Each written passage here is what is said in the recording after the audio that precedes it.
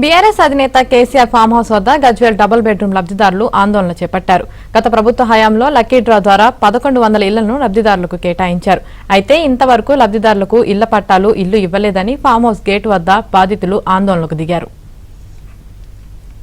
మన నలుగురు కంటే ఎక్కువ మంది గుమ్మగుడ్డానికి లేదు. సరే మీకు చాలా మందికి అవగాహన ఉన్నదో లేదో కానీ అట్లా ఉంటే ఏమైతుందంటే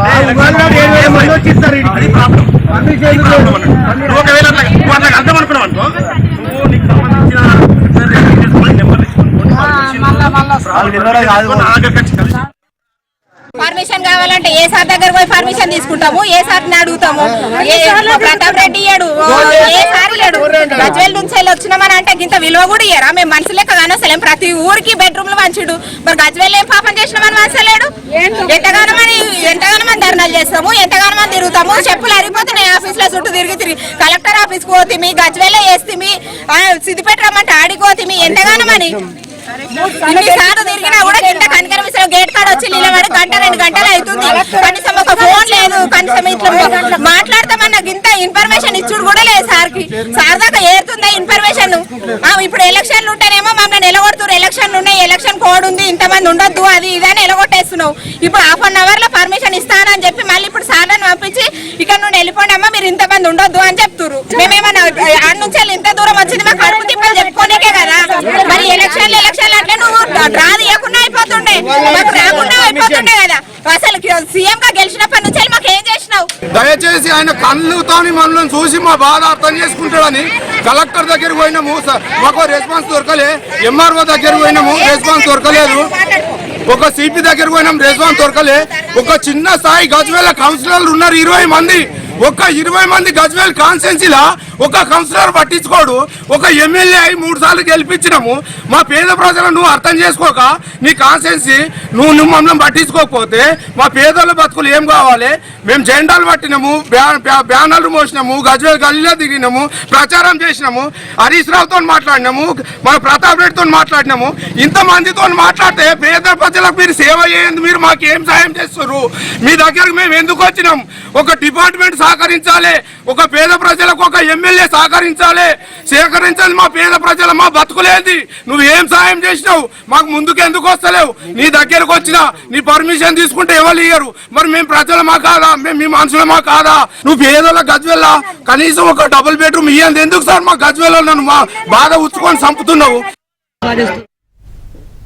బీఆర్ఎస్ అధినేత కేసీఆర్ ఫామ్ హౌస్ వద్ద ఉద్రిక్తత నెలకొంది. దీనికి సంబంధించి మరింత సమాచారం మా ప్రతినిధి సుభాష్ అందిస్తారు. సుభాష్, ఆమెని గజ్వేల్ మాజీ ముఖ్యమంత్రి కేసీఆర్ సొంత నియోజకవర్గం గజ్వేల్ లో డబుల్ బెడ్రూమ్ ఇళ్ల లబ్ధిదారుల వ్యవహారం బీఆర్ఎస్ కు తలనొప్పిగా మారిందని చెప్పొచ్చు.